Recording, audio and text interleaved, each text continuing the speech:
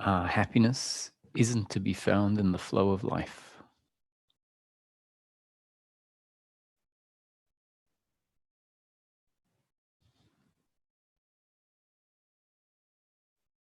The flow of life is sometimes pleasure and sometimes pain. My happiness is not dependent on pleasure or pain.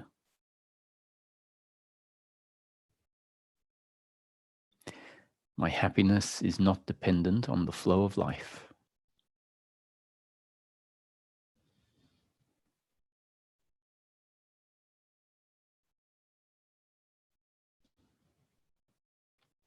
This would have to be amongst the top 5 most significant realizations, concepts that are included in the teaching.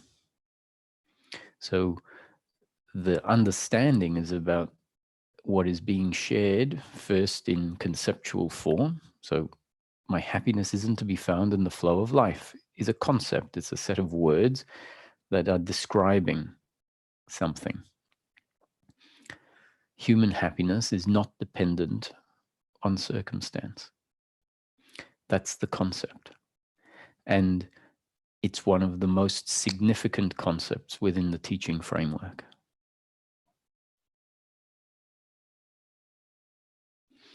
And the understanding is really the concept going deeper and deeper into our system such that it becomes known, so that there is no doubt in the system. There is no opposing movement in the system. My happiness is not to be found in the flow of life. So an opposing movement in the system would be to find oneself unhappy because of the flow of life. If that's what's happening, then the system somewhere includes in it the belief, the self-identity that feels defined by outcomes. And therefore, when an outcome, which is just part of the flow of life, sometimes pleasurable and sometimes painful, when it happens, if there is a resistance and an uncomfortableness in the system, unhappiness, because of the flow of life, because of what someone did, how someone looked at you, what you did, i.e., what happened through you, then it means that the belief inside the system is my happiness is dependent on the flow of life. And that really translates to what we can call attachment to outcomes. So attachment really means an attitude towards outcomes. That is one that sees the outcome as being directly correlated to my completeness. That's what attachment to outcomes means. If you're reading Buddhist text, I believe in Buddhism, they talk about attachment a lot. And attachment really means this attitude, or another word that can be used, it's not often used in this way in this teaching, an identification with an outcome, meaning feeling that the outcome actually defines me, that the outcome will add to who I am or take away from who I am.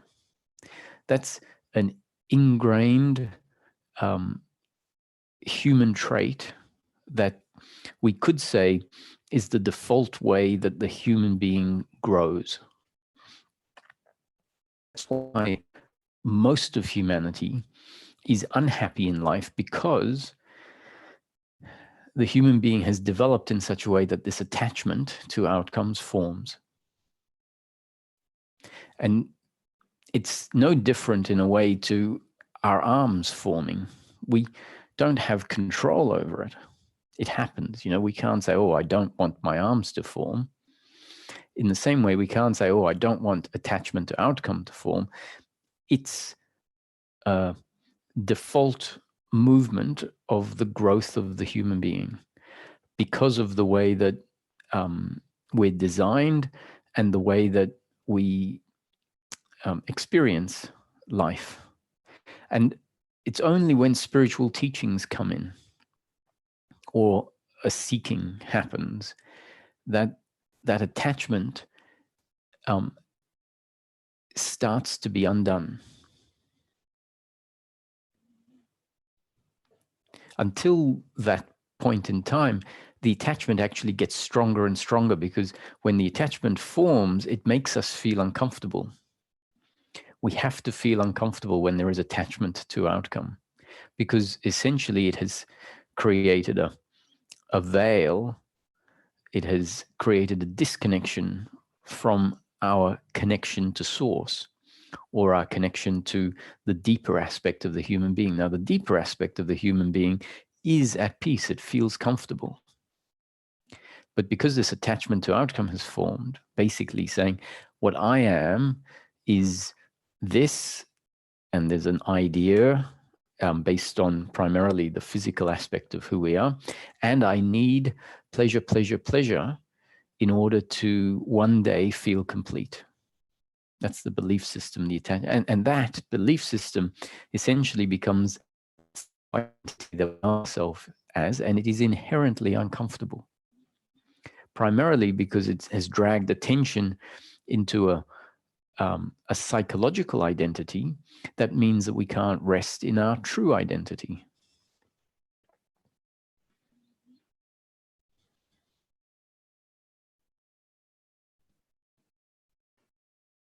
And the movement through life, when we know ourselves as that, because of an uncomfortableness, means we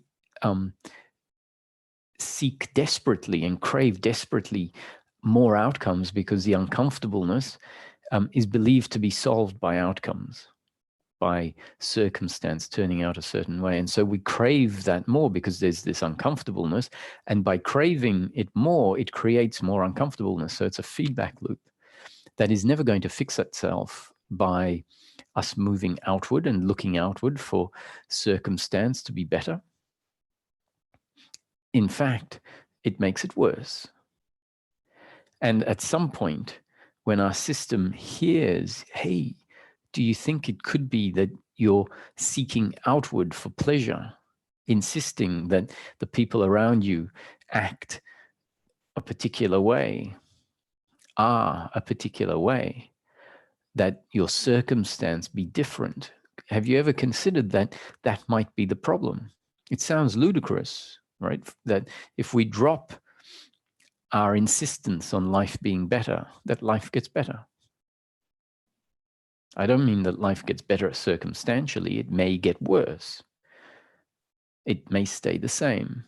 It may, on the other hand, get circumstantially better. But when I say it sounds ludicrous that we drop the idea that our life will get better when circumstance improves, and our life actually gets qualitatively better. Now, the qualitatively better means the resistance falls away, because we may not have realized, but that expectation on life, that insistence that what I am is dependent on outcomes, is in fact a resistance to what is. It is a resistance to the flow of life that unfolds, not at all taking our desires or preferences into consideration. It just unfolds. And what unfolds is sometimes going to be in line with our biological preferences or our expectations, if we have them. And sometimes it's not going to be in line with our biological preferences or our expectations, if we have them. Now, if we have expectations, whether it's in line with our expectations or not in line with our expectations, still won't make us happy. We might think, oh, well, if it's in line with my expectation, then I get my expectation and I feel happy. In fact, all that happens is you will receive pleasure, because life is in line with your expectations. The fact it's in line with your expectations doesn't deliver some magic ongoing happiness. So that's where we start to see, wow, these expectations are really pointless, Because at best, if it matches your expectation, you receive the pleasure. And if you have an expectation and it doesn't match your expectation, you're extremely disappointed. And unfortunately, if you have an expectation and your expectation gets matched once in a while, it doesn't deliver happiness because the psychological identity is in place. That is part of the expectation. The psychological identity is created by the expectation, and that psychological identity has to feel uncomfortable. So expectation falls away. It means the psychological identity, which in part is that which is always expecting and wanting and judging relative to its expectation that people have high moral standards or are polite all the time or do what we want, that expectation that is always judging people if they don't meet up. So if that's in place, we're going to feel uncomfortable.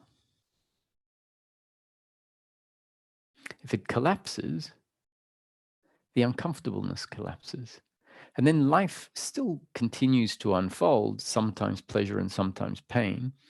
The expectation has collapsed, so we feel comfortable. If there's pleasure, we get to enjoy it. If there's pain, we have to endure it.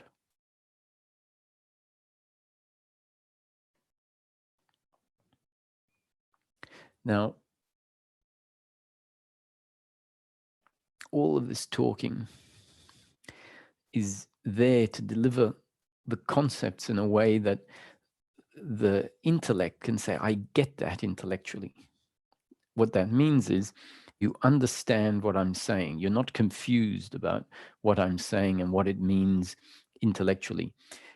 If we're honest, we will say, I understand it intellectually, but I don't know that to be the truth. Or I don't know that to be accurate if we leave truth out of it. I don't know that to be accurate. And the point is for you to start testing the concept, meaning for your attention to start feeling, taking note, and seeing if the concept is actually accurate.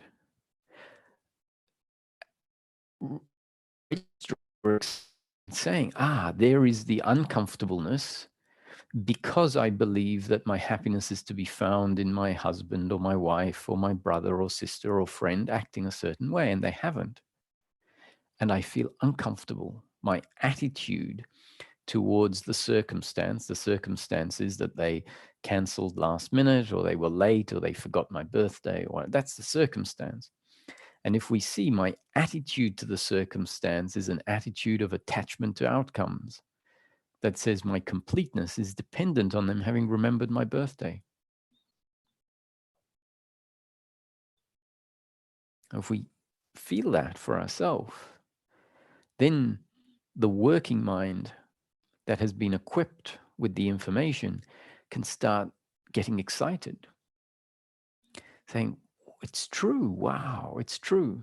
So you see, even our suffering, when it arises, if we're looking at it objectively, form a reason to be excited.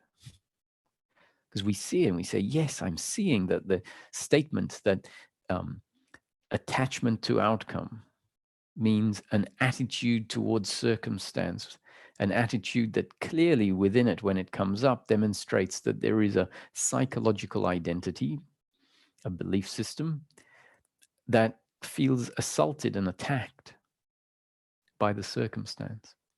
And it's very important for us to see it's not the circumstance that is assaulting us, but our attitude to the circumstance. The circumstance is delivering pleasure or pain, no doubt. But I can assure you that pain, when it is not received with the attitude of doership or attachment to outcome, feels very, very different to the experience we have when there is the pain plus the additional load of the uncomfortableness. And hopefully you've all had your own experience, or at least have a friend who, when things go wrong, when you don't perform as well as you might like, and you're late, for example, and you're worried about being late because you forgot, and now you're worried about how they'll feel, and you turn up and you say, I'm really sorry. No, don't worry about it. It's really no problem. These things happen. And so you can either have your own experience where, or see a friend who doesn't have this load of uncomfortableness on top of the circumstance.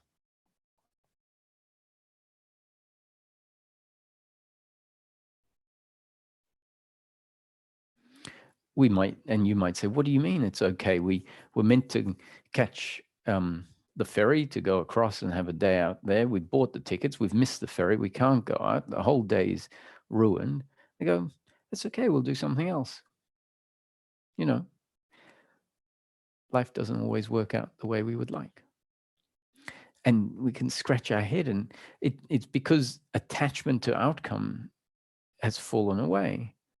And understanding that, yeah, it might have been a nice day at, on that island over there that we were going to visit. But it seems like it wasn't destiny for that to be how the day gets spent.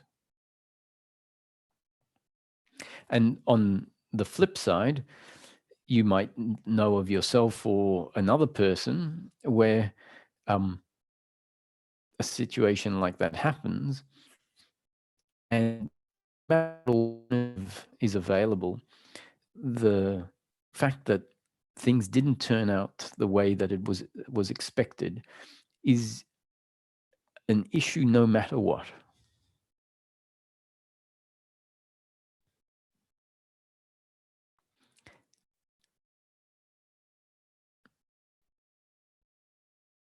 And so it's very important, once again, coming back to this second component of the psychological identity, to understand that the psychological identity has grown in us. Right? It's a seed, almost like a seed that is forced to grow. Actually, I look at that psychological identity as what is, or it's my interpretation of what is meant, or what should be meant, if it's not meant in certain religions, with the notion of original sin. It says we were born with original sin. Now, if it's interpreted the way that I grew up hearing it, it means something really quite disappointing to the human being. It's sort of like we have no hope. We have been born with original sin, and Jesus has died for us because we have this sin. It seems a bit depressing when heard that way. Whereas what I now see it as is sin in Latin means error. So the original sin is the original error that we were born with, which implies that our genes and up-to-date conditioning, as I mentioned at the beginning of the talk, by default will develop a particular age, default where our legs grow, which is a good default. By default, more or less, the way that the human being is exposed to the world and how it perceives and receives all of the information, and how the brain does tend to become obsessed with the more gross forms, including the body, and this psychological identity grows. It's a very complex thing. No one puts it in place. Just like no one puts in place their personality, whether someone is grumpy or happy or excitable or whatever, whether someone is blind or deaf, whether someone has a big muscular body or a smaller body and timid personality or aggressive personality or funny personality. These aren't things that people have chosen or developed themselves. We developed and we found that we had those traits. So this original doership and attachment to outcome grows, and we experience life a certain way. And spiritual teachings have been telling us your true nature, which really means that which is there, we can say in the background, is waiting for the time that life diminishes that psychological identity. Saying your true nature is not uncomfortableness with life.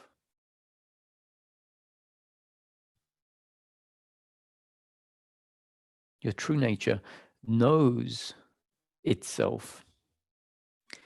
It experiences itself directly.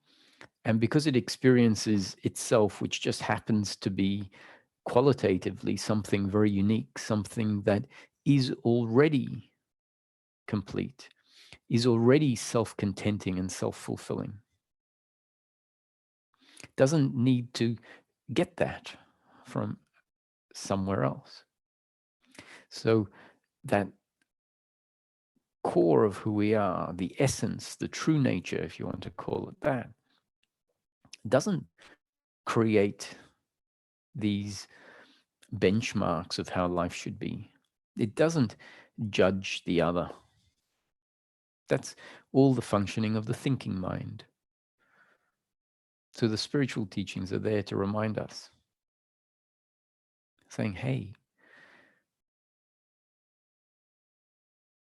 you know that uncomfortableness with life, it's because of this original sin, this original error that grows. It's not an error that you made, but an error that happens. And at some point, life is going to undo it if it's destiny for that to happen. And so when a person hears that and it resonates, it's an indication that their destiny is such that the first steps of the psychological identity being dissolved have taken place.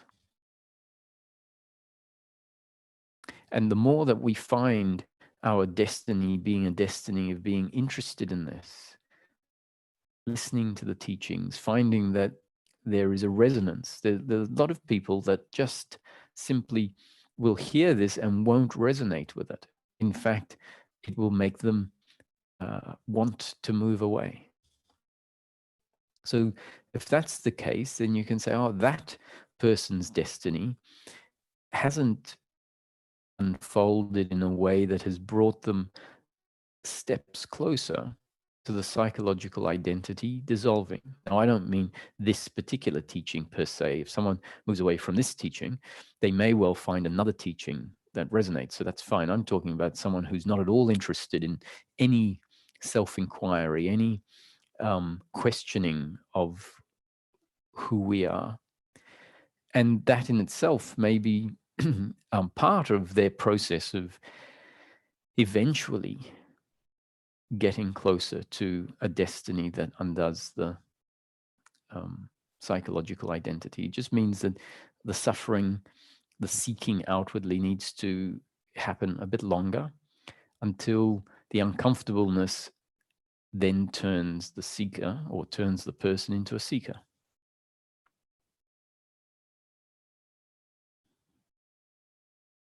So how do we reconcile this notion that we're not the doers?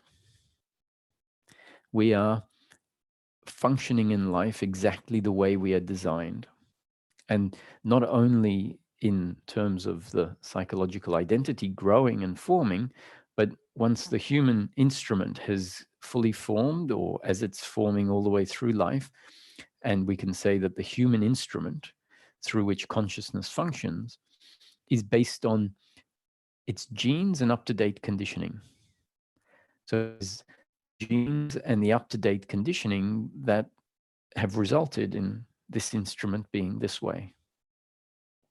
And so the speaking happens according to the design, the hearing happens according to the design, the arguing happens according to the design, the humor happens according to the design, the proactiveness or the reactiveness, the laziness or the hyperactivity, all of that happens according to the design. So there are 4 people in a car. Ramesh used to say in a taxi in Mumbai, because there's hundreds of thousands of taxis, and 4 people in a car, and the car stops at the traffic lights, the taxi, and a bunch of beggars come and swarm the car. And one of the people gets scared. Another of the people gets angry. Another of the people in the car is curious. And the 4th has compassion. So we have a circumstance. We have 4 uniquely designed body-mind organisms through which consciousness is functioning as personal consciousness. The situation is registered by each of them in their unique ways and processed. And 4 different biological reactions happen in each one. Not one better than the other based on the principle I'm talking about. On the principle, they are just 4 different reactions from 4 different biological instruments that are designed differently and find themselves in a circumstance. The circumstance wasn't in their control. Their makeup isn't in their control. And the outcome, the fear, the curiosity, the anger, the compassion, is a biological arising happening differently in each body-mind organism. So that's the concept of non-doership, that if the situation was different, the response would be different. But given the particular circumstance and the particular makeup of each of the people, the output had to be exactly what it was. If we say after the fact, oh, I shouldn't have got angry, I should have been compassionate, and instead I got angry, then that attitude towards the biological reaction is an attitude of personal doership that doesn't understand that you can't say you should have been compassionate because you weren't compassionate, because life hadn't designed you in that way. And life didn't design the situation in a way that created compassion.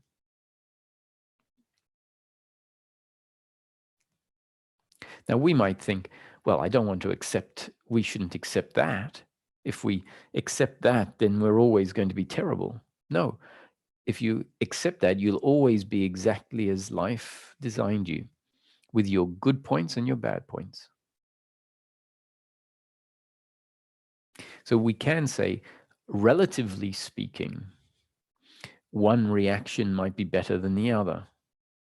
The compassion may actually be a bad reaction in certain circumstances.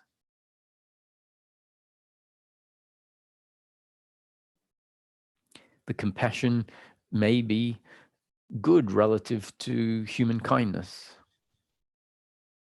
But what's important is to go behind to a lower level and it's 4 different movements. And when we are relating to life, we need to relate to life as a whole. So not judging each of those movements relative to a specific benchmark. Because if we remain judging movements according to specific benchmarks, it means we aren't going to be able to ever see everything that happens as valid. If we judge things relative to specific benchmarks, which is very important for some activities in life, we obviously then have to move to specific benchmarks. But when it comes to human happiness, we need to be able to connect to ourself, which is on a level outside of benchmarks. We connect to ourself on a level where we see life as a whole when it comes to being at peace. So that means that life needs to be assessed according to life as a whole. And so the relative benchmark against which we might judge something as good and bad needs to fall away. And then we just see whatever is happening on the principle that it's happening according to God's will. It's a happening and not my doing, a happening and not the other's doing. So first, that attitudinal level that drops all relative benchmarks and understands it is what it is.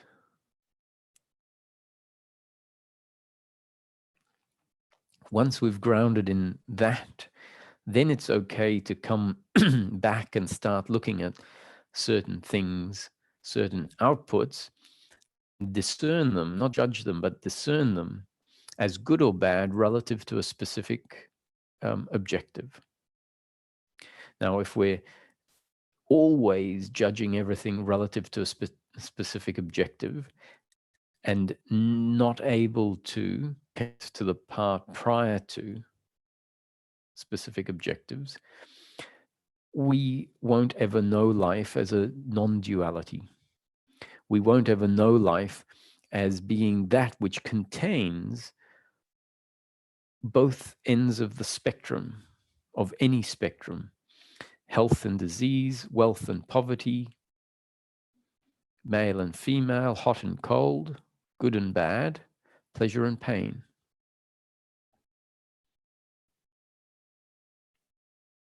So we need to be able to step back and see life as that in which both pleasure and pain arise, that in which both compassion, anger, fear,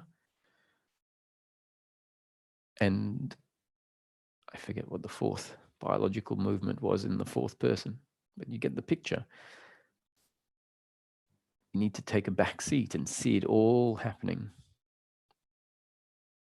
Then we can remain connected there and start seeing things as good or bad relative to specific benchmarks, which means a faculty of thinking that is required for certain jobs.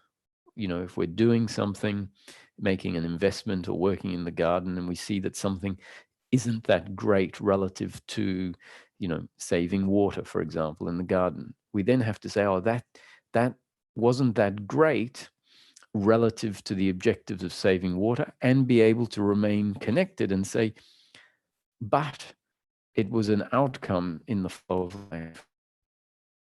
It was destiny for that to be a bad outcome relative to the objective of saving water.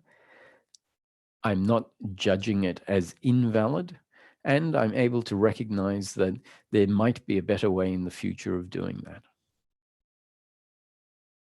When the psychological identity is in place, it becomes a benchmark of its own, a benchmark of my happiness relative to outcomes, happiness relative to positive outcomes only, and therefore life is either judged as valid or invalid relative to the psychological identity.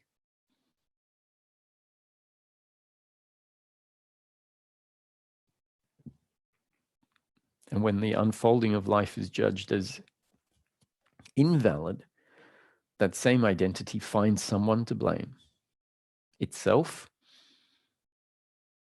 or the other. So guilt, blame, and pride, all based on the belief in personal doership. Guilt, I'm not good enough. I didn't function well enough. Blame, you're not good enough. I hate you. You hurt me. You should have and could have acted differently. I could have and should have acted differently. Pride, look at what I've achieved as the doer. Look how good I am. So all based on this belief of personal doership, which essentially means we see ourselves as an independent entity, insulated from life, uninfluenced by life. And so then we have this imagination that there is a me doer, a me controller, making everything happen. And the reality is, what we have to come to see ourselves as is always connected to life, always influenced by life. Life is delivering new conditioning moment after moment after moment, and it's hitting us. So my words are new conditioning, and it's hitting you. So you are never disconnected from life. You are never separate or insulated from life. We are completely influenced by life. So any decision that's made, any speaking that happens, any movement that happens is an outcome of our connection from life.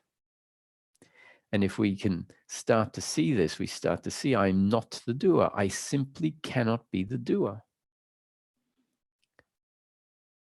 Life is a happening.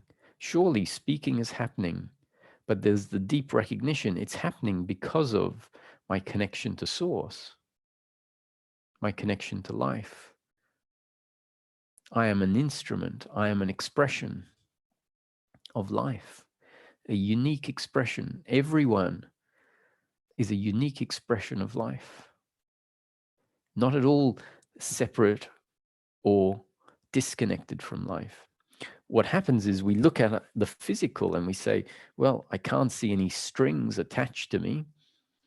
I can twirl around really quick and I don't seem connected. I seem like a separate, independent entity. And so that's why the belief in personal doership has formed, because the way that we are registering the experience of who we are from a young age is based on the surface exploration of who we are. And so, as I mentioned yesterday, there is the great gift of the feeling of free will. In each moment, we feel like this hand up or that hand up. I can stand up, sit down, I can go for a walk, I can go to the bathroom, I can go to the fridge. And the feeling says you are free to do whatever you want. It doesn't feel like I am limited in any way. So that feeling of free will is very different from being the doer.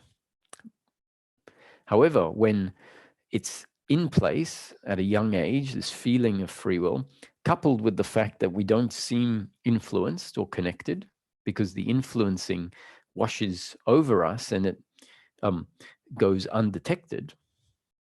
And so we just form and we think that we must be doing the forming because I'm doing everything else, it seems. That's what the feeling says.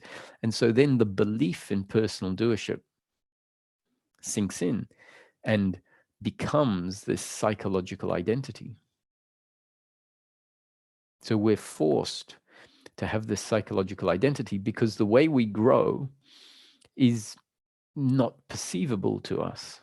Our intellect hasn't been equipped with the concepts to see this about ourselves. I hope there's people out there going, wow, I'm not separate from life. I feel separate, sure. I can do, feel myself not connected. But when we start looking at the subtleties of the fact that the biological instrument grows and is intimately connected, there is really no separation between, on the most subtle level, the air and the arm. There is no gap. Where does one start and the other end? And even if you go more down to molecules, we'll find that it's one big soup. And that applies to consciousness. If we see it as an appearance all in consciousness, we see there is really no separation.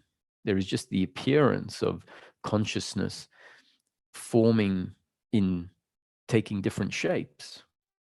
So it creates the appearance of me And it's the same with energy or molecules. They appear to take different form, but actually when we dive in, we find that there is just one big soup of energy. And so it requires the intellect to be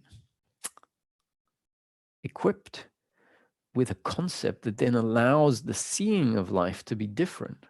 So the seeing is not completely, it's not just an intellectual seeing. So if we just closed our eyes and heard the information and never applied what is being said to our direct experience, we wouldn't really be able to see life differently. We'd be just turning it over as a concept in our head. And at best, we would develop the concept more and more where we actually believe we know it because the concept has got more and more full. But as we start applying it, we start to realize that what I thought was separation is not.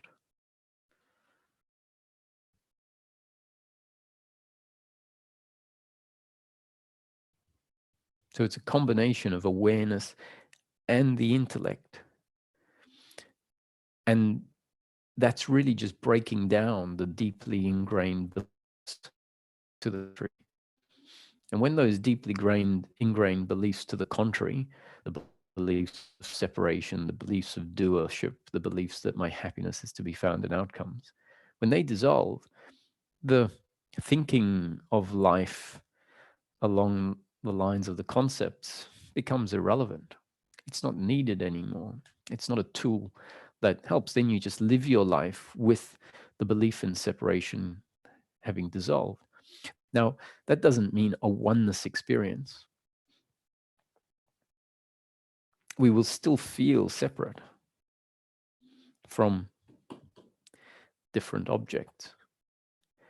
But we will understand attitudinally, and this is where it's important, on the attitudinal level, the doership and attachment to outcomes, which was based on seeing myself as a separate, independent entity from life, has dissolved.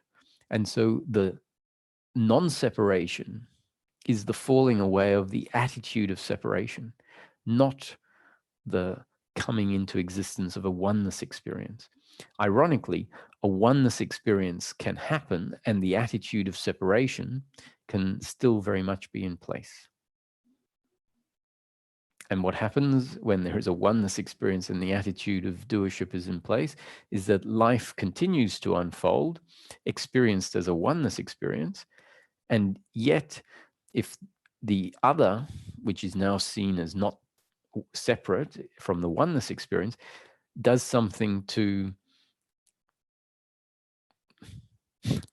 the body, then the attitude will be of, hey, you can't do that to me, because it still exists in the system. When the attitude of separation falls away, even if there is no oneness experience, there's peace of mind. So you have to ask yourself, are you looking for the experience of oneness, or are you looking for a practical end of suffering?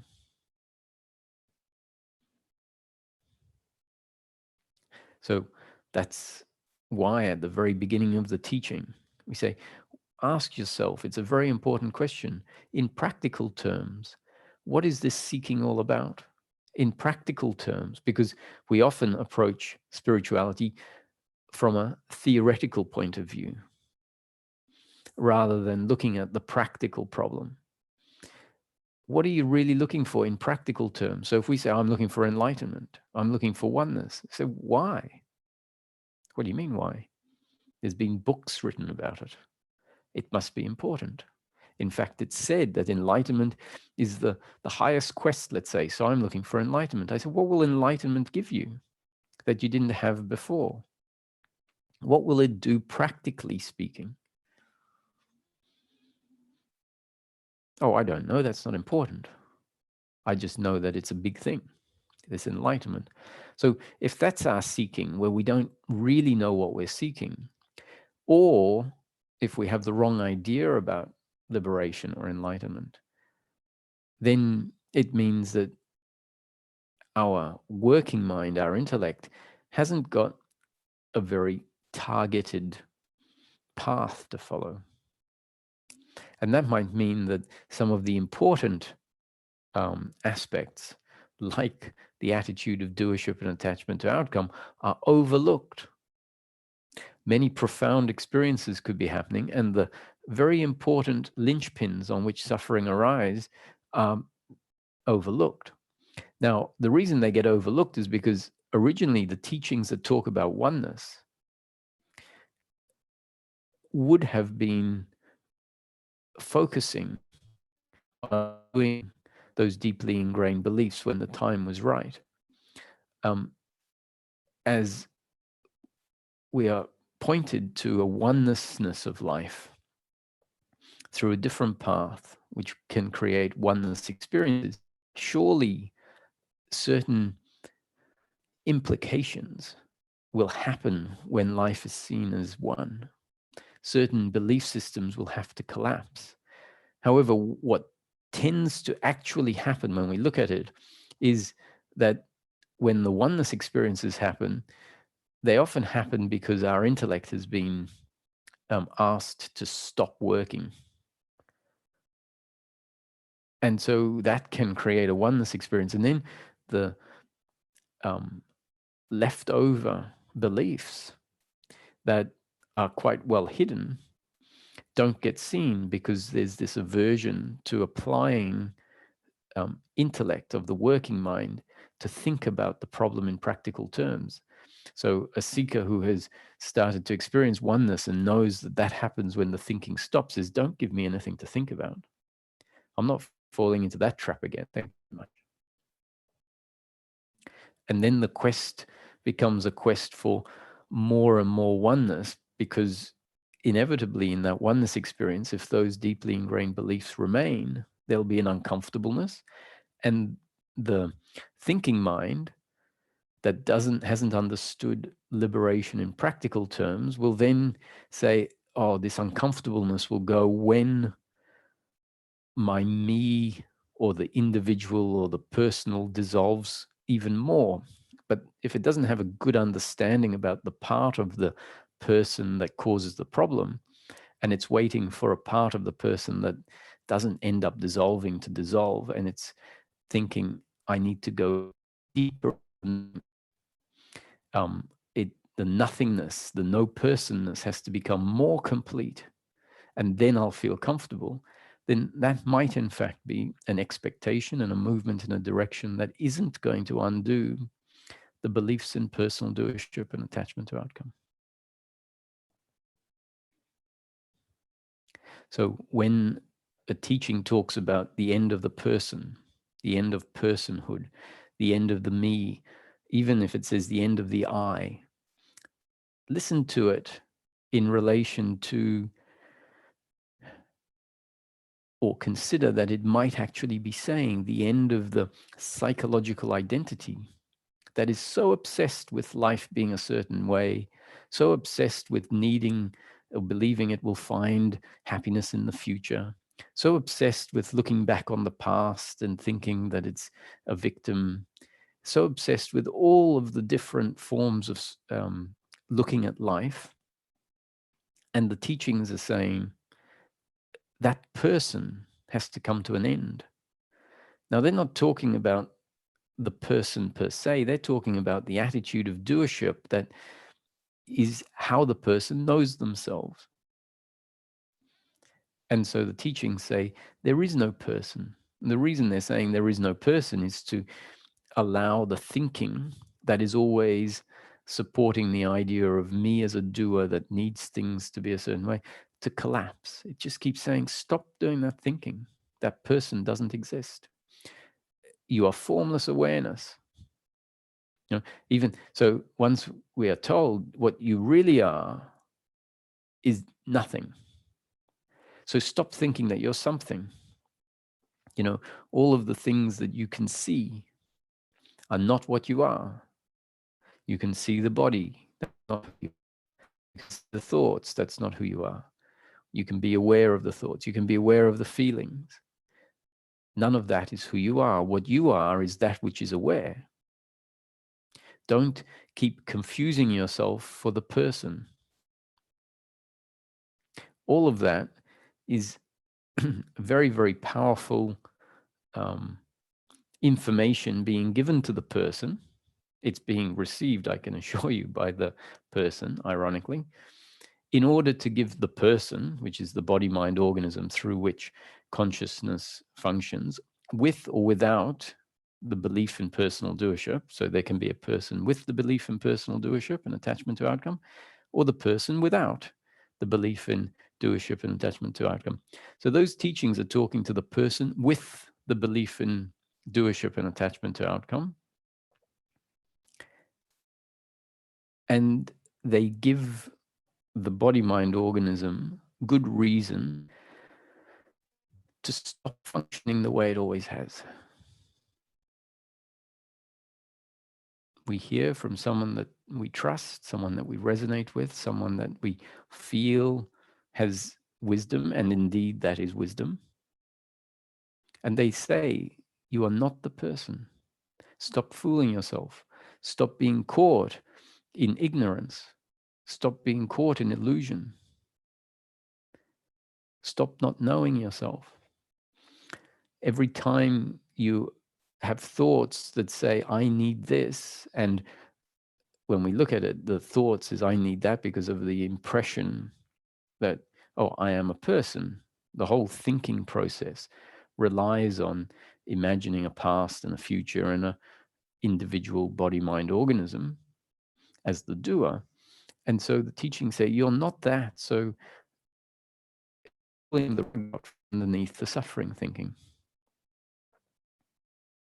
And it can create an awakening to the aspect of the human being, the aspect of the person that has been covered up by that psychological functioning.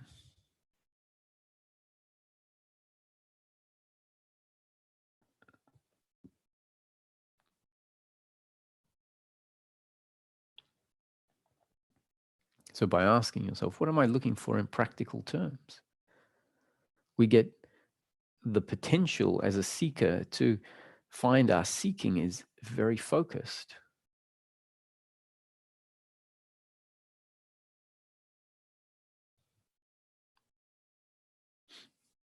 I believe that as evolution continues to happen, seeking will become more and more focused.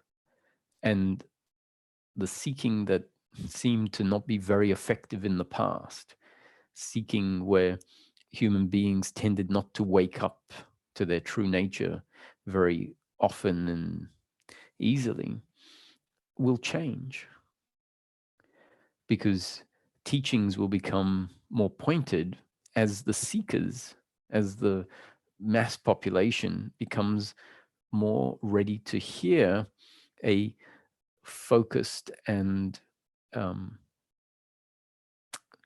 teaching that doesn't require a sledgehammer approach of pulling the carpet out from underneath the seeker.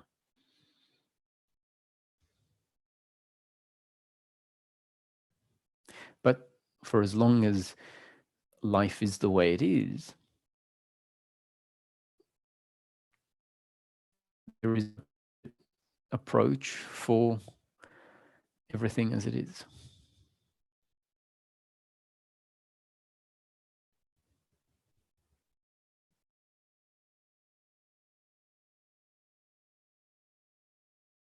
So, in summary, peace of mind, the end of suffering, is your true nature. The experience of suffering in life is there because a psychological identity has been put in place. The core of that psychological identity is the belief in doership and attachment to outcome that essentially is judging life, judging the flow of life relative to what it believes it needs in order to be complete, which is a complete fallacy. The human being's true nature, which gets revealed as that psychological identity diminishes, reveals itself to be something quite unique, something that doesn't require us to seek outcomes, something that is not dependent on outcomes. And hence, we go back to the beginning, your happiness is not to be found in outcomes. So if you find yourself in these days feeling like the circumstance is what is causing your unhappiness, that's one, very understandable. But hopefully a thought arises and says, my happiness isn't to be found in outcomes, which means my unhappiness is not caused by outcomes. So if we find ourselves unhappy and thinking it's because of outcomes, remember, it's because of our attitude. So on that note, I'll open it up for some questions.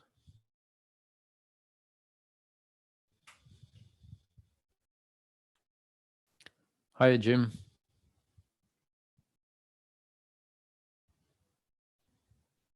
Mute anything? Is it automatic? Okay. Oops. Hi. Okay. No. Hi, Jim. You're coming through now. Hi. That's a hard one because I don't know. It just seems like as I got older, I become more cemented and solid, and I don't have any. I used to be drawn to things to pull me. I guess dreams and passions, and I was able to get lost in design and it felt like a spiritual thing, designing something and building something. I'd be gone for hours. Mm-hmm. And then I guess experience, I did a mushroom and had a horrible experience thinking that I couldn't get it out of me. And then I was trapped alone for years with panic attacks. And then that changed me from being life is exciting to life is fearful. Mm-hmm. And everything I tried, I did alcohol, of course, for happiness, and I did sex, and then I did searching, and I burnt through it all. I burnt through everything, travel, and now it's like sort of like nothing feels like I don't really want to do anything.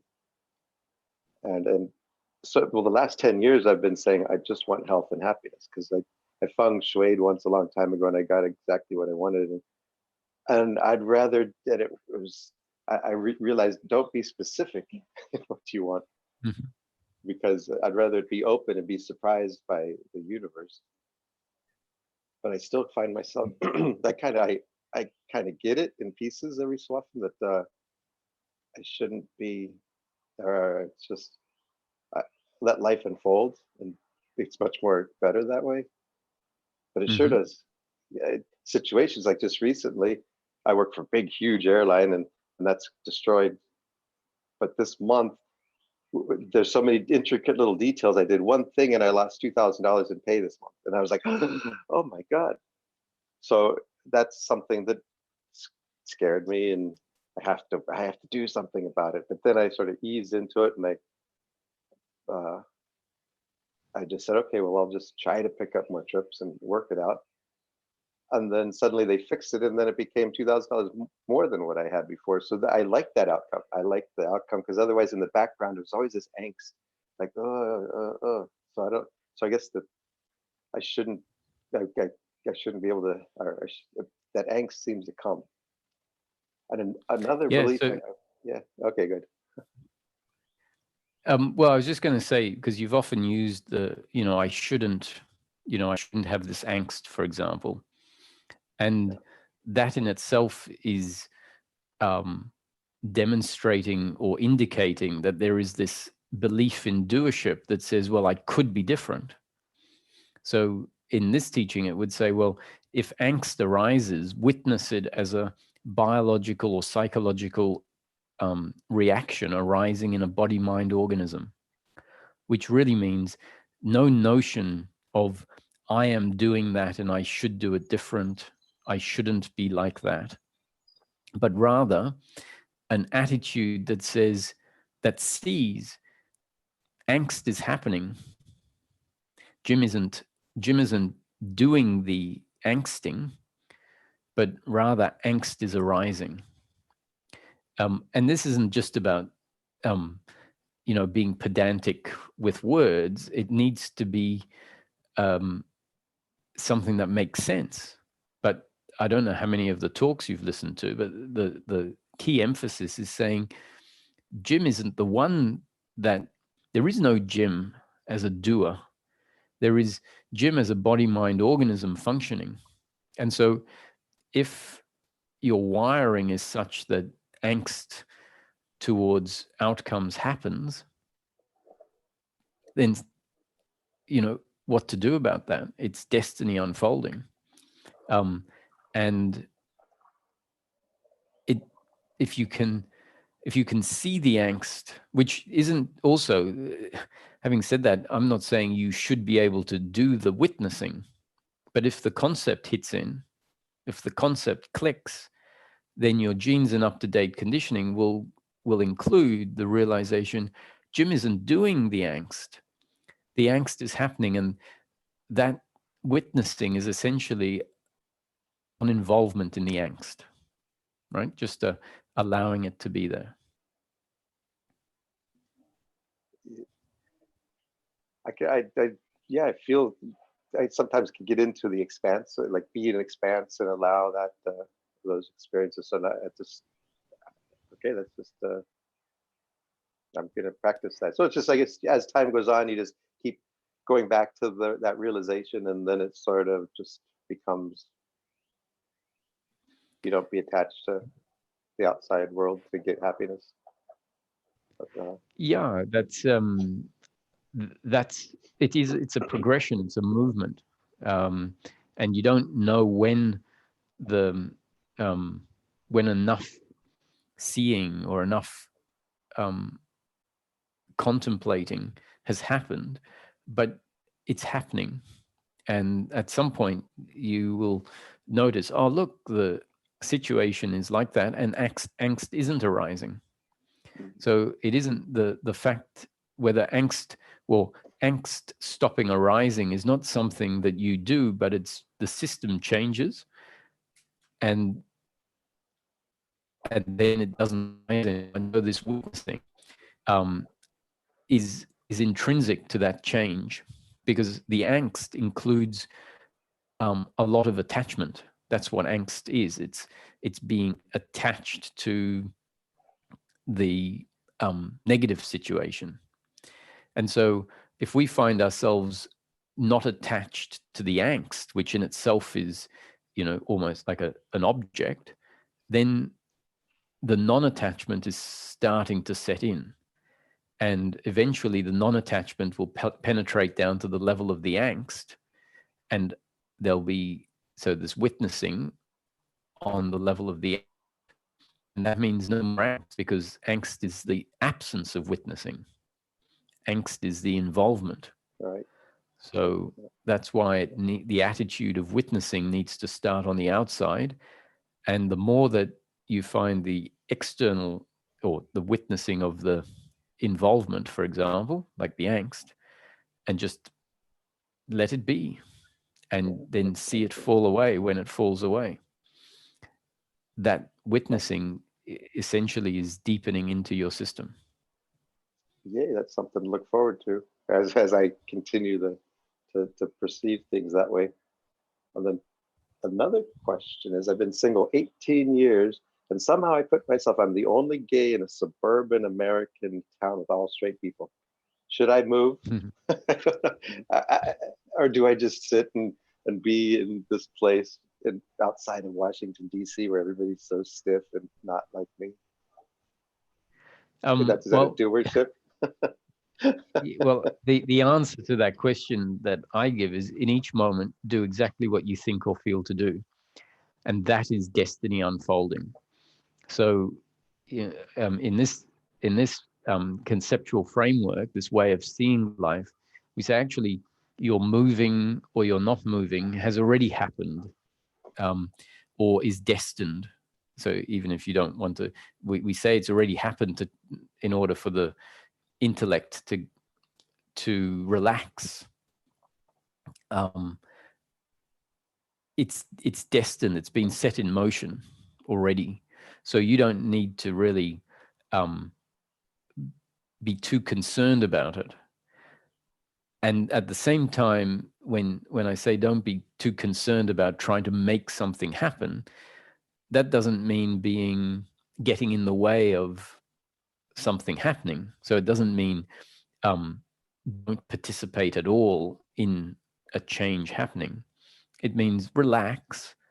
And as soon as you have an urge to get up to go to the fridge, get up to go to the fridge, recognizing that you are being lived by life. The urge of hunger arises, and so you move towards the fridge.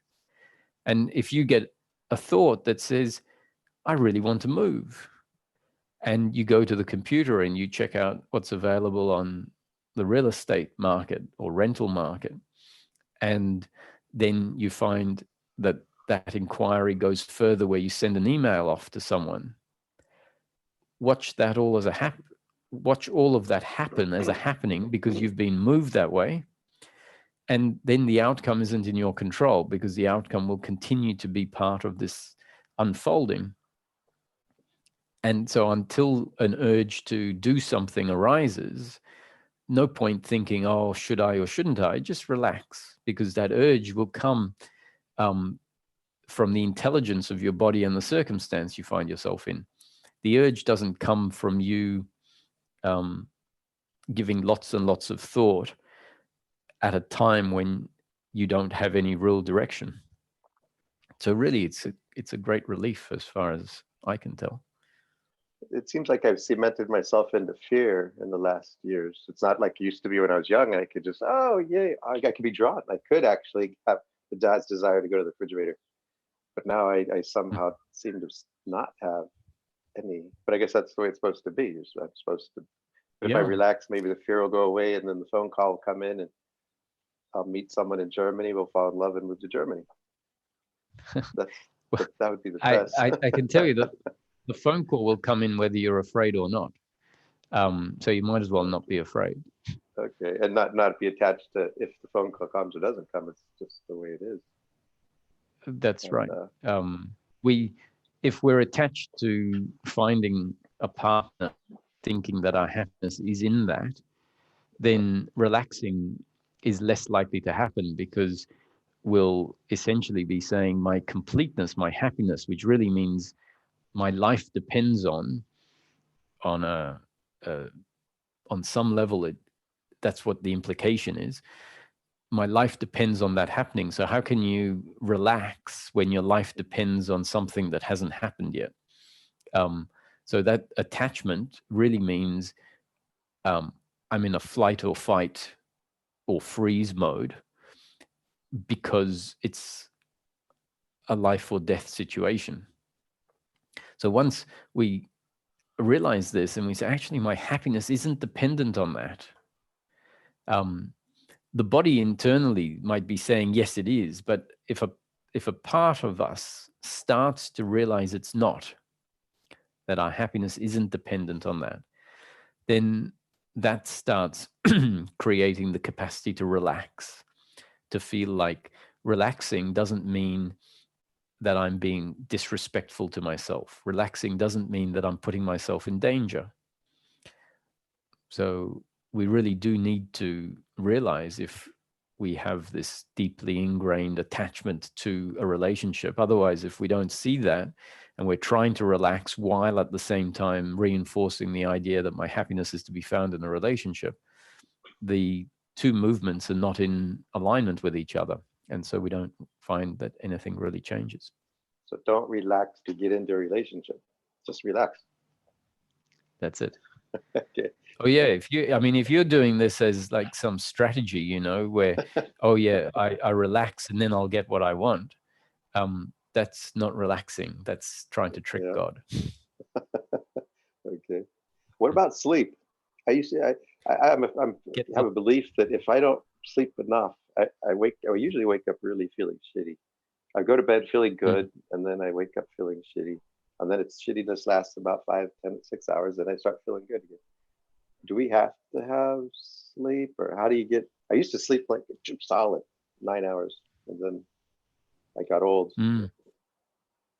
It's less. I'm a big advocate of sleep. I think sleep is a hugely important part for human health, but at the same time, we can't dictate how much we sleep. So, if you're preventing yourself from sleeping lots, then I would say no need to prevent yourself from sleeping. I think 8 or 9 hours sleep is great to rejuvenate the body. But then if you turn that into a should or shouldn't, and you say, oh, well, I should sleep for 9 hours and you're only able to sleep for 6, then you're going to get frustrated, and that's going to make the situation even worse. So, allow your body to do its thing. I want to sleep 9 hours, but then I wake up after 4, and then I wake up after 6. Well, I'd say that's your destiny unfolding, right? So if your attitude can, when you wake up, the attitude ideally will be, look, this is the story of life unfolding exactly as it's destined to unfold. And that to me is a beautiful way of seeing life. Yeah, instead of freaking out like, oh my God, it's 4 in the morning.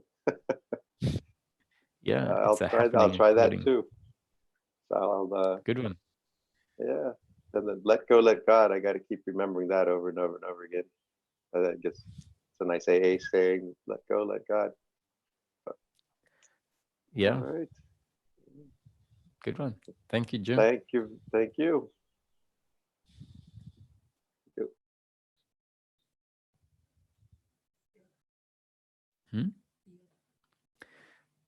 Hi, Theodore. Hey, Roger. How are you? Can you hear me? Yes, loud and clear. Okay, I'm trying. Okay. Okay, Roger, thank you for taking my call. You're very welcome. Sorry about that. One moment. Okay, here we go. Hey, Roger. Okay, Roger. So when I was, I was listening to you, you were saying you were, during your, when you were talking, you were saying, why do we seek enlightenment, or why do we seek liberation? What is the end goal we're all seeking? And then we're all, of course, seeking peace of mind. And then we say, why do we want peace of mind? And then we find that we all want, we all want to be happy. And we want to get rid of this feeling of suffering and uneasiness. So my question is, when personal doership falls away, who will be there to benefit from this peace of mind? I mean, what is my second question? Yeah, I understand. I understand the question. So the reason that that's included in teachings, that there is no one there to benefit from this, is because they're talking about the one that used to be attached to outcomes. And that identity that was attached to outcomes has dissolved. And so they say that identity isn't there anymore to benefit. So there isn't, and that's why they say, anyone who says they are enlightened is not, because what they're talking about is if there is an I claiming enlightenment as the doer, then that is the persistence of the doership identity that is the opposite of liberation, right? The identity that is in the way of liberation. However, if that identity of doership and attachment has collapsed, and we understand that, okay, that is the end of the one that was craving, the end of the one that was wanting, what we find when we go past the teaching concepts and we go to the experience, we say, well, Roger is still here.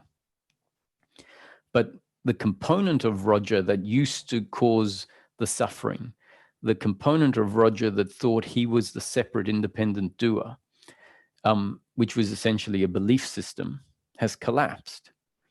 So from one perspective, we can definitely run with, but that's why I've described it. So we can say there is no one here, which really means there is no more separate, independent entity that believes themselves to be the doer that needs this and that. That has collapsed. The ego, what is referred to in most teachings as the ego, has collapsed. However, in this teaching, it says the ego is the person. The ego isn't what collapses. The ego was never the problem. We have an ego with the belief in personal doership and attachment to outcome, or an ego where the belief in doership and attachment to outcome has collapsed. So Ramesh would say, Ramesh is an ego, Ramana was an ego, Roger is an ego, Theodore is an ego. The problem is when ego includes the belief of personal doership and attachment to outcome. And so a sage is an ego that has gone through life in such a way where life has annihilated the belief in personal doership and attachment to outcome. And so the question is, what do you have after enlightenment that you didn't have before? And the answer is peace of mind. However, peace of mind is just the absence of the belief in personal doership and attachment to outcome. So there is still an ego experiencing life. That ego is harmless, though, harmless to itself.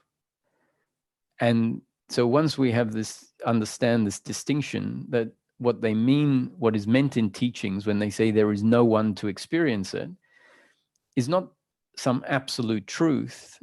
It's a concept that is pointing at something that is important for us to come to understand. And when the doership is in place, hearing that concept can be very important at getting the doer that is craving things to reel itself in, or to get reeled in, because it's reminding us that, oh, look, there's still someone here craving, thinking that it can get something. So, I often talk about the impressive nature of teachings, many different teachings, all using different techniques and tactics, all really designed to do a particular job, which ultimately is the dissolution of this doership and attachment to outcome. And nothing that is ever said in a teaching, nothing down in a teaching, any historical teaching or any future teaching, none of that is the truth. They're all concepts. And that's very important for us to understand, because if we relate to a teaching as if it is some sort of absolute truth, we won't be able to get past the teaching. And all teachings need us to get past them, to drop the teachings. And so I'm answering your question from my experience, where the teachings to me are not really what I will give my answers from, but rather from one's own experience. And then the words are just describing one's own, experience. And it's still Roger's experience. But I've seen that the suffering that used to be there because of the ingrained doership and attachment to outcome is not there. Okay. Have you, Roger, when with your experience, have you ever felt like some sort of a fatalistic or fatalism in, like, how to avoid fatalism or being fatalistic? When we say everything is predetermined, it means nothing depends on me doing something, like something. And sometimes I feel that there's some sort of a, I don't know if I'm making myself clear. Mm-hmm. No, I understand the question again. So it really depends what someone means by fatalism, because I've always in my seeking, or from very early on, run with this and seen it more than just a concept, that life is happening, that I'm not dictating where my life goes, but rather life takes me to where I am in each moment. I can look back and I go, wow, I got taken here. And yet the mechanism by which this predetermined story of life unfolds includes this body mind acting in each moment, making decisions, all of which were part of what was predetermined. So when a decision happens, I see it as my decision, and yet a decision that was always destined to happen. So what I mean by my decision is not me as a doer that has autonomy over the decisions that I make, but me as an instrument through which the decision that had to happen in order for life to unfold to happen. Now, why I've never found it to be problematic is because I haven't looked at this or felt it as just a theory, because I know that taking this approach of saying it's all predetermined doesn't mean that that will absolve me from the outcome. It won't absolve me from reward or punishment from society for things that happen through me. So when we really get down to it, we see that this attitude of non-doership, seeing life as an unfolding, isn't something that should prevent us from acting a particular way. It's more something that once the functioning has happened, we don't then look at the functioning and feel regret for it. So someone as an excuse and says, oh, if it's all predetermined, I can go and steal. Then that means the understanding is essentially being used as an excuse, and it's not going to help the person, because if they steal and they get caught, they'll get put in prison. So where it really kicks in is if it prevents us from worrying about things that we have no control over, if it prevents us from looking back in the past and regretting and feeling shame and feeling terrible about things that happened in the past, and it prevents us from looking into the future and having expectations about the future. And all of that is the attitudinal level. At the same time as having that attitude, the body's biological makeup still exists. And so when the doorbell rings, the body gets up and answers the door. And so this attitude of non-doership doesn't interfere with the body functioning. So I think if people have an issue with the notion we're not the doers, it's because they're hearing the concept and then imagining what that means is if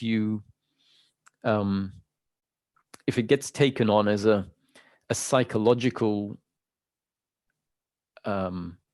belief, essentially. Because if it gets taken on as a psychological belief, it may actually get in the way of your biological functioning.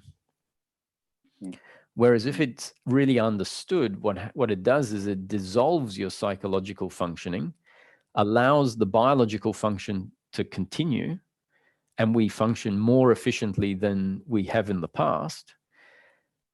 And yet then there's no suffering added on top of how life unfolds. Okay, well, thank you, Roger. That was helpful. You're welcome, Theodore, anytime. Thanks for dropping in. Thank you.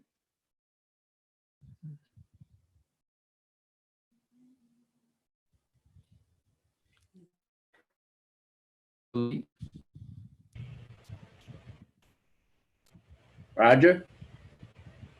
Hey, Lee. Hey, how's it going? Yeah, very good. And you? Not bad. Hey, Great. I like what you said about the psychological entity basically being a belief system. Mm-hmm. That kind of, I mean, I've heard you say that before, but it kind of separated a little bit, you know, the idea of who I am.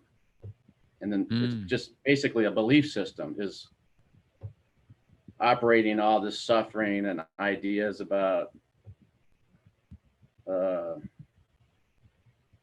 suffering and the you know, lack of peace and all that. But the question I had, it was about what the talk you had yesterday, and you said something, and I've heard you say this before, and I've heard other teachings say this, about how there's no time and space. And also that this can be a dream. And I think I know the answer to this question, but I wanted to ask you to get verification, is that what is the relevance that there's no time and space to the, whole idea of suffering and, seeking peace? Okay. Yeah, I get it. So, because if someone says, oh, you said there was no time and space, I sort of scratch my head and I go, really? I said that? But I remember I did yesterday, because I was sort of bringing in the juxtaposition of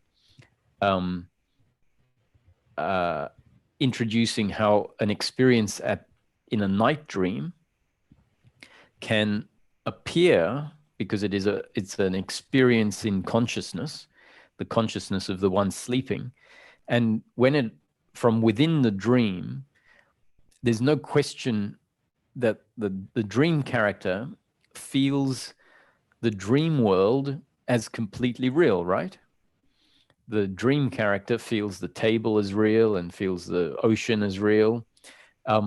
And within the dream, there is the experience of time and space. So the dream character might remember having been at work the day before, or remember, what he said to someone 2 minutes ago in the dream.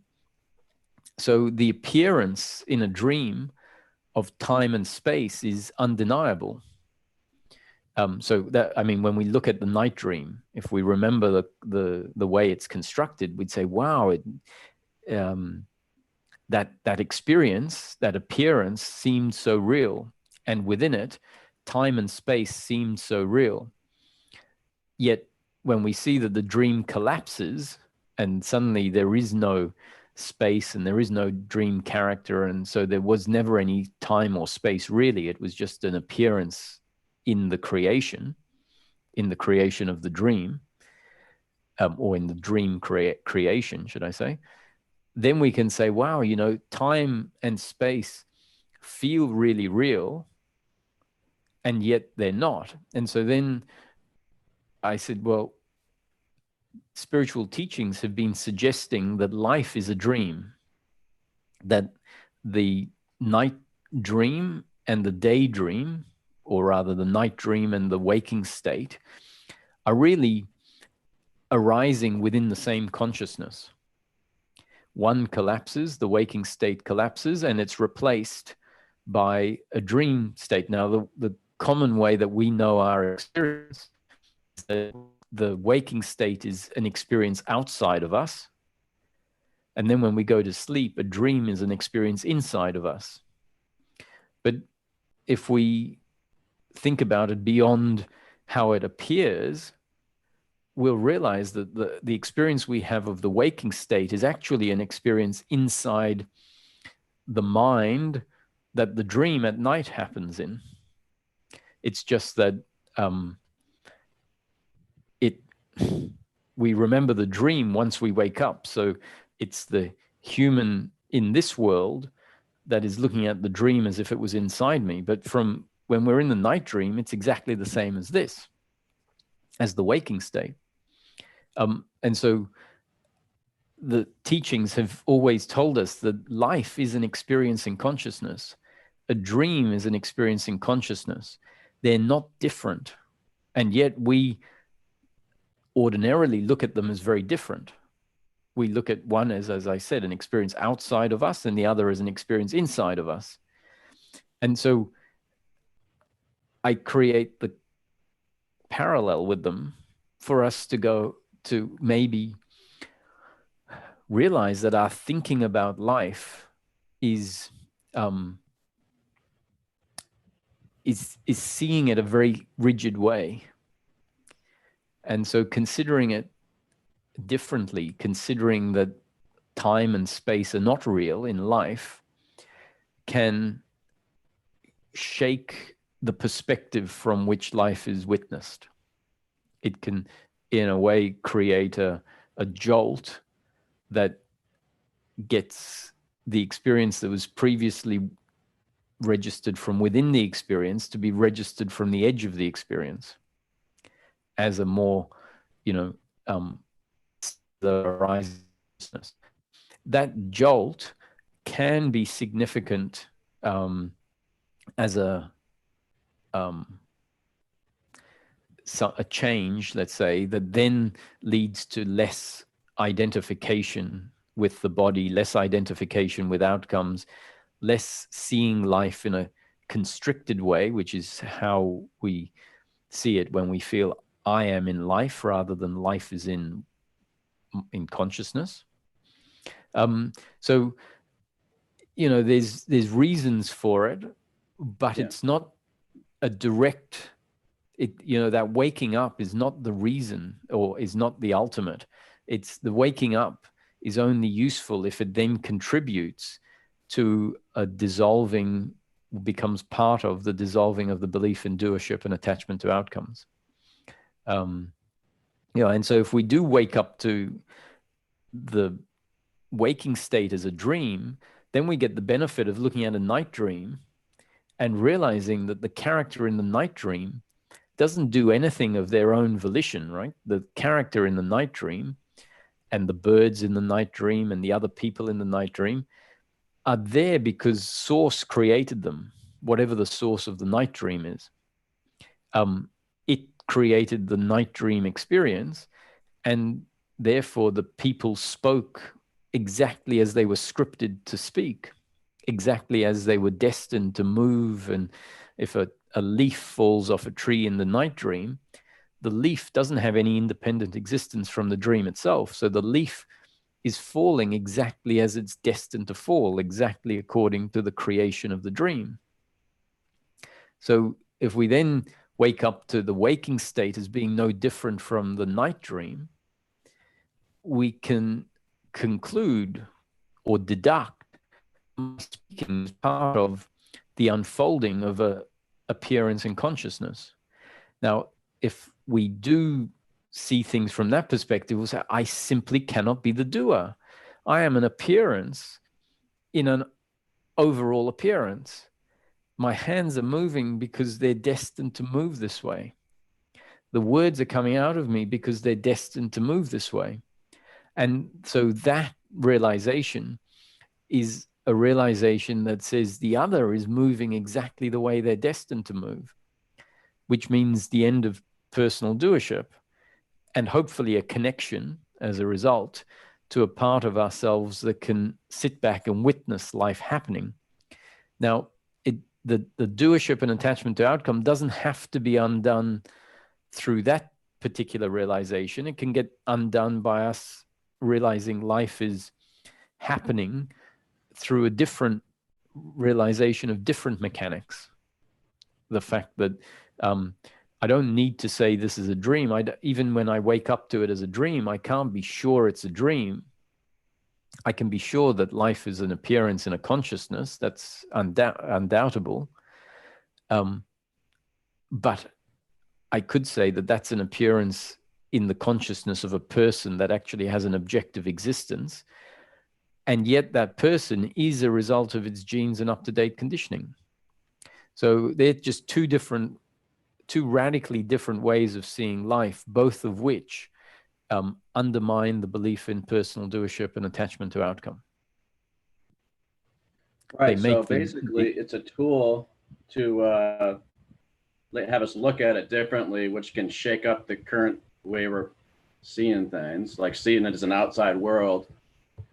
Mm-hmm. So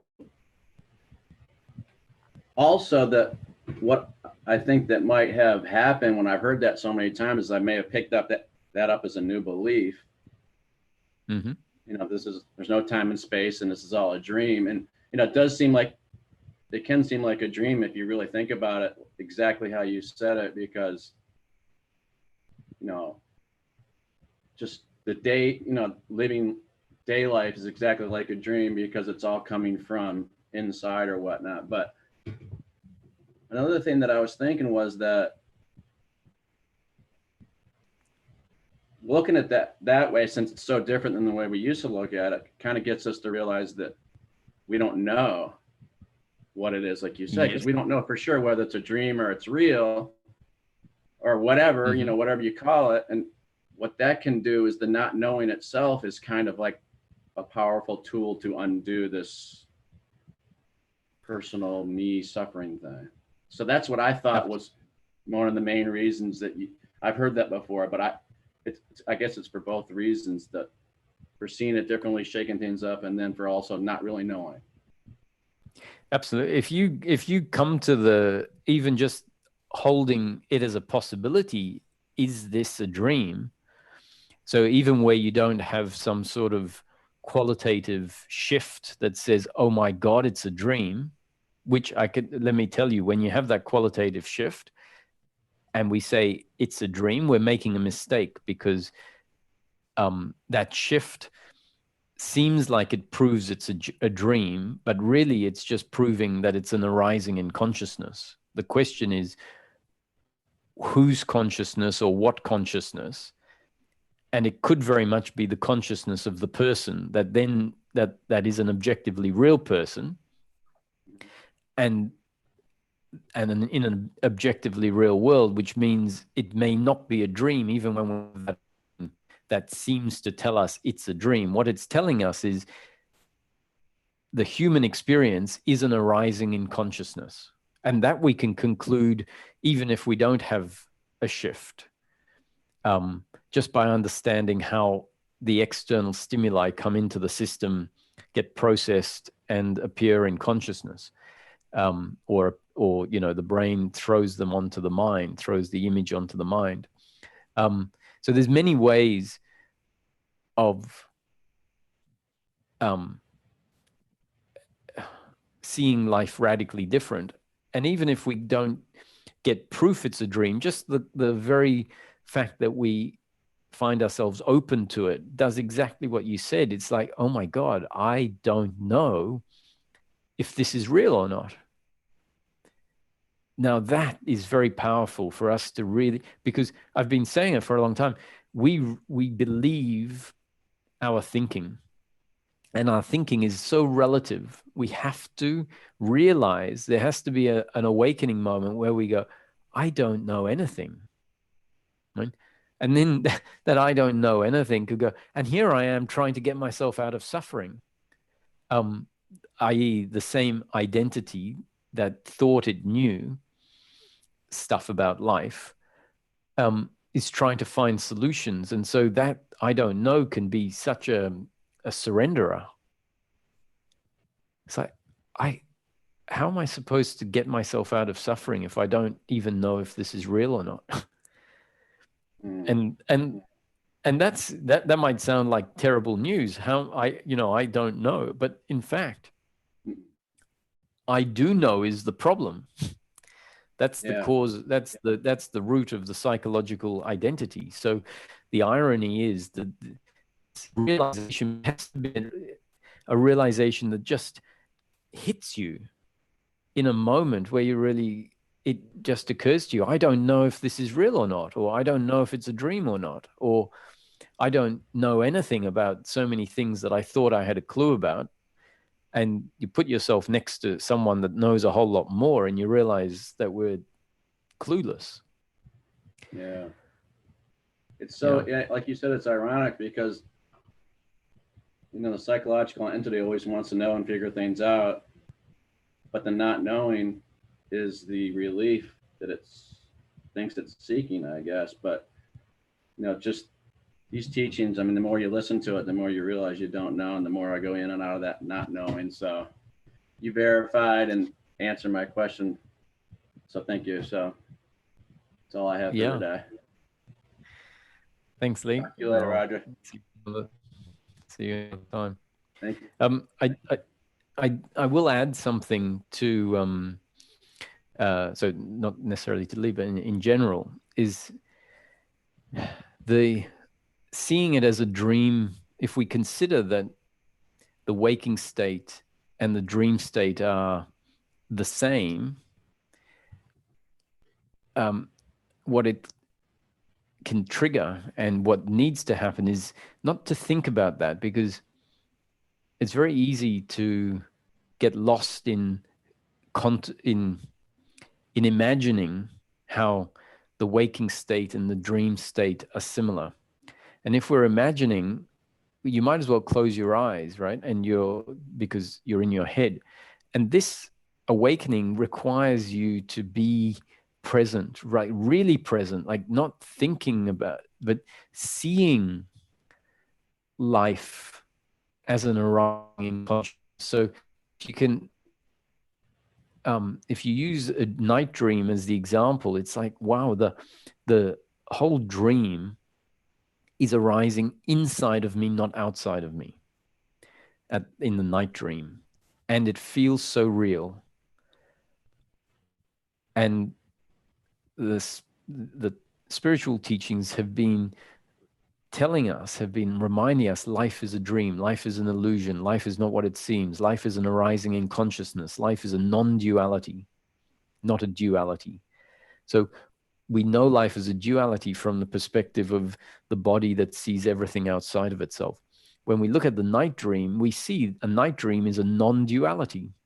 It is a single arising, spontaneous arising, as an appearance in consciousness, made of consciousness, witnessed by consciousness, not separate from consciousness. It is one, a singular experience where consciousness turns into the experience. And the whole experience is happening in consciousness, witnessed by consciousness. And no one is the doer. There is no separate me and the other when we look at the dream from outside. There is a single dream with the many people in it, and the birds and the fish and the sea and the sun, and it's all one thing, like a picture, a painting. There's no separation. And the night dream is a three-dimensional, multi-sensory, thought, emotive experience that creates the impression within it of time and space and many, and it's within the dream. From inside the dream, it's a duality. Within the dream, there is the experience of a person and other people. And so within the dream, it's a duality. From outside the dream, we see it's a non-duality.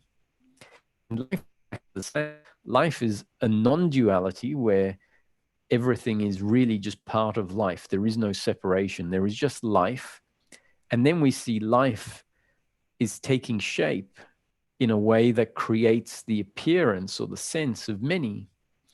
And that's the integration, where we get to hold the paradox of life as being a non-dual duality, i.e., a dual experience that by default is a singular experience. All experience is singular because it all arises within consciousness and is not separate from consciousness, and nothing is outside of the experience.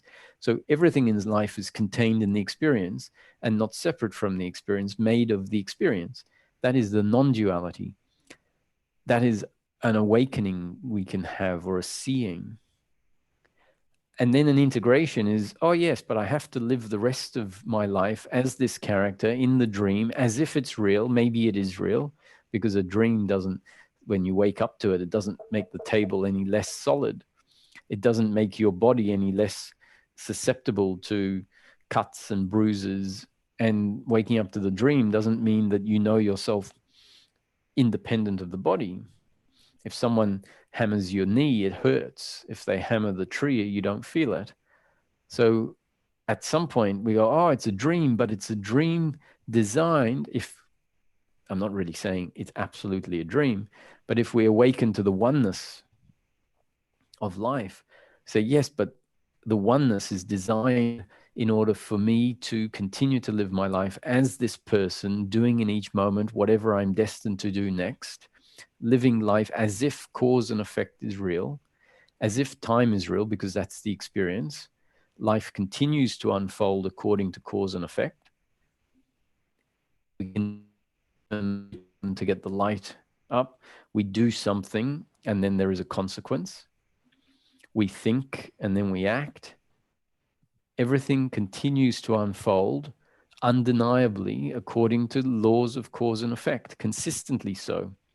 And if we fail to see that, because we keep saying cause and effect are not real, time is not real, we're lost. We haven't seen the truth at all, because the truth includes the non-dual duality, the time and space and the person and the pleasure and the pain continue after liberation. So if liberation is seeing things truly, if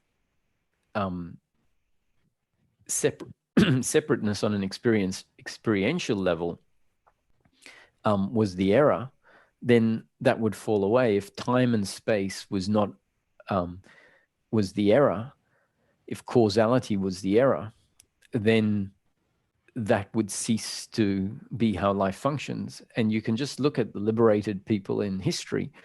They continue to experience life from the perspective of a single body that is in pain if it has cancer, is in pain if it gets tortured. So that doesn't change. They continue to put their water on the fire to heat it up or turn the kettle on, because they can't bypass the causality of life.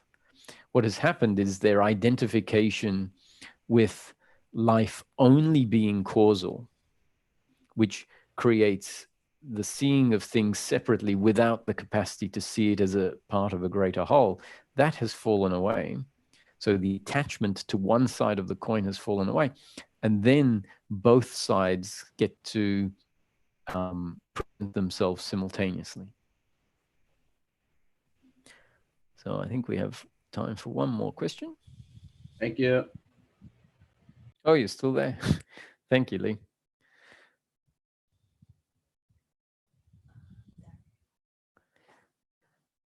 Hello, Dario.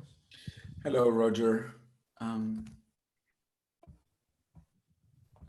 Start my video. Okay. Hi. Hello. Hi. Hi there. I was shook by what you just said when you said, "How could I end suffering if I don't know? I don't know anything about. I don't know if this is real." And I could feel that hit me like my question. A big part of that question was being asked by the part of me that wants to sort this out. Sure.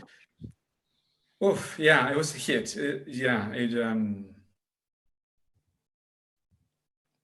lot of despair kicked in.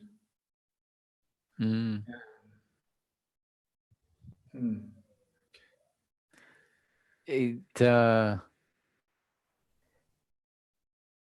It's actually freedom. It's despair when that same belief. So it has, those words can either completely dissolve that doership,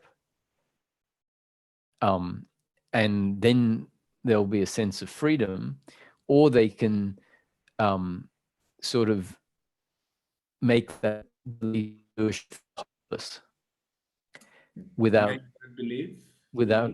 annihilating it. Sorry, say that again. I missed the word you said. It can make the belief. It can make the belief of doership feel hopeless, like feel like there's no solution. And so that's why you would feel despair. But hopefully that hit that you received will continue to reverberate until maybe the doership actually collapses because of it. Because there really is nothing. This is what there isn't anything that the doer can do. The doer is the problem. The doer thinks it needs to sort this out. And so when the working mind has the realization, I am not at all even closely equipped to being able to solve a problem like this, it can be a surrendering moment. It's like, I give up. And there is a version of that surrender that is very freeing rather than despairing. So I'm backing the fact that the hit is maybe a bit like an earthquake that has shaken the foundations of a building, and that maybe will take some time to fall. Yeah. Yeah. Yeah.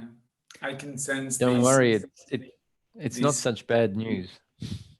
No, I know. Yeah, I know, but I don't feel it. I feel terror. Yeah. What if I just relax? It's terrifying. Yeah. Okay. I leave my original question for another time. Yeah. All right. Well, you're welcome to come back tomorrow. Yeah. And we'll Oh. see what's happened. Yeah. Okay. Thanks. Thank you, Dario.